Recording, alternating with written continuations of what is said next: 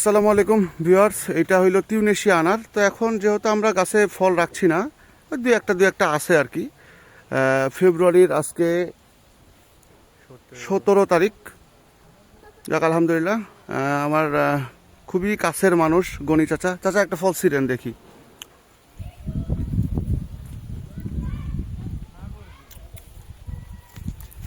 এটা আসলে এখনো ম্যাচুরিটি আসেনি। এই যে বোটাটা এরকম থাকবে না, এটা একদম পূর্ণাঙ্গ শেপে চলে আসার কথা ছিল। আর ওই যে কালকে ওই যে এক সাইড আমার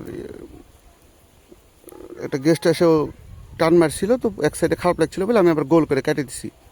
তো দেখা যাক কি হয়। ভাই একটু ধরেন দেখি কি অবস্থা।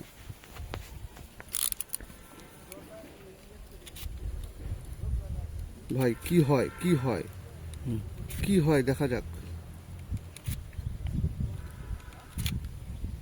বিসমিল্লাহ।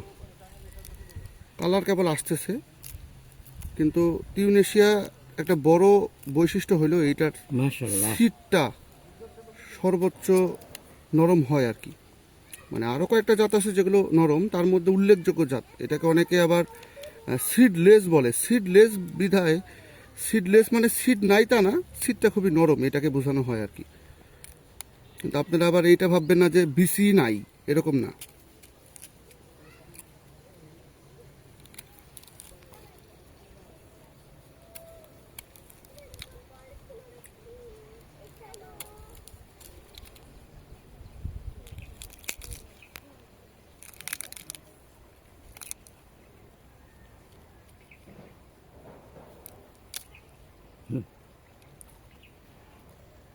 আরে মাশাআল্লাহ, সেই সুন্দর। সুন্দর সুন্দর মাশাআল্লাহ। এবং এটা আমি সর্বোচ্চ 483 গ্রাম পাইছিলাম আমার ছাদ বাগানের একটি আনার। মানে এটা সাইজটা স্বাভাবিকভাবে বড়ই হয়। হ্যাঁ, হ্যাঁ। দেখো বিচিটা কেমন বলেন, মুখে পাচ্ছেন? খুবই সুন্দর মাশাআল্লাহ। এটা এখনো ডেভেলপ হতে আরো হ্যাঁ, লাগতো।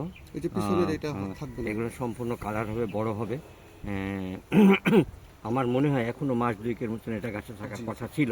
জি। তো যাই হোক, এটা আমার সম্মানে ছেলে এটাকে কাটলো এবং নিজের চোখে দেখলাম। আমরা নিঃসন্দেহে ছাদ বাগানে জাতটাকে চয়েস করতে পারি এবং ইনশাল্লাহ মানে যারা করবে তারা লাভবান হবেন। ধন্যবাদ।